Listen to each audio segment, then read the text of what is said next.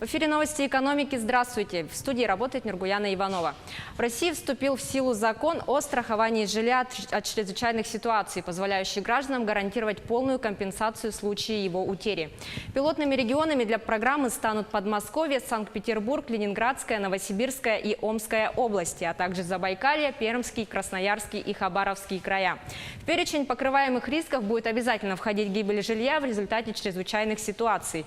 Также можно приобрести дополнительную защиту на случай повреждений жилого помещения из-за ЧС, либо на случай гибели и повреждений из-за иных событий, например, локального пожара, не носящего массовый характер, взрывы газа, заливы соседей, падение летательных аппаратов.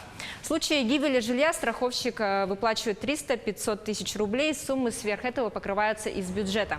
В остальных случаях страховщик компенсирует от 30 до 95% убытков, остальное выплачивается за счет средств регионального бюджета. Размер возмещения определяется исходя из площади помещения, умноженной на среднюю стоимость квадратного метра в регионе. Ущерб от лесных пожаров в России за первое полугодие составил 2 миллиарда 400 миллионов рублей.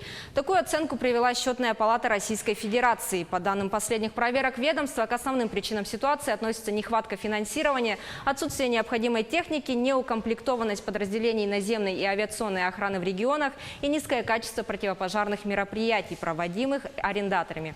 Отметим, что Счетная палата проводит постоянный мониторинг ситуации с лесными пожарами по поручению президента Российской Федерации. Президент России Владимир Путин подписал закон, который будет способствовать сбалансированности бюджетов регионов и совершенствованию межбюджетных отношений. В нем предусматривается порядок распределения трансфертов и бюджетных кредитов. Закон устанавливает предельный размер дефицита бюджетов субъектов Российской Федерации. Он будет сокращен с 10 до 15% годового объема доходов региона. При этом помощь из федерального центра учитываться не будет. Не позднее 15 ноября финансовые органы регионов должны утвердить перечень всех дотационных муниципальных образований. При этом уровень дотационности должен превышать 5%. Закон также увеличивает предельный размер нераспределенного между бюджетами регионов объема субсидий, который может быть утвержден законом о федеральном бюджете на очередной финансовый год с 10 до 5%. Также президент России подписал закон о корректировке демпферного механизма задним числом с 1 июля. Это послужит нефтяникам дополнительным стимулом для поставок топлива на внутренний рынок. Новый закон корректирует параметры демпфирующего механизма, который предусматривает компенсацию нефтяникам прибыли, недополученной из-за поставок бензина и дизеля на российский рынок, если экспортные цены на топливо выше внутренних. Но если цены на зарубежных рынках будут ниже отечественных, производители направят часть сверхприбыли в бюджет. В России намерены возродить институт цеховых врачей. Минздрав прорабатывает, как организовать их деятельность, а коллеги из других ведомств рассматривают возможность компенсировать работодателям затраты на открытие медицинских кабинетов из средств Фонда социального страхования и Федерального фонда ОМС.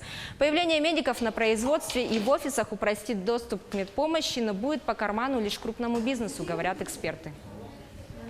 Некоммерческие организации из Якутии представили 90 проектов на втором конкурсе Фонда президентских грантов. Между победителями будет распределено до 4,5 миллиардов рублей. Список лучших проектов станет известен в середине октября. Больше всего якутяне подали заявок в направлении поддержка проектов в области науки, образования, просвещения. Также популярными стали проекты в области сохранения исторической памяти, здравоохранения, культуры и поддержки семьи. Напомним, что в первом конкурсе 2019 года приняли участие 96 проектов якутских НКО, 11 из которых одержали победу. Общая сумма их грантов составила более 17 миллионов рублей.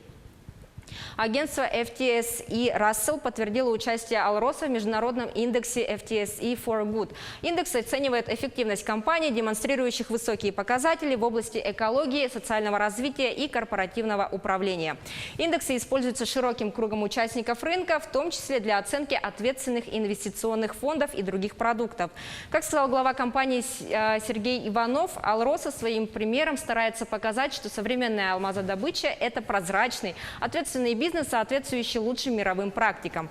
Компания уделяет большое внимание экологической безопасности и противодействию изменения климата на планете, внедряя новейшие энерго- и ресурсосберегающие технологии. На этом у меня все. Оставайтесь в курсе экономических событий на Якутия-24.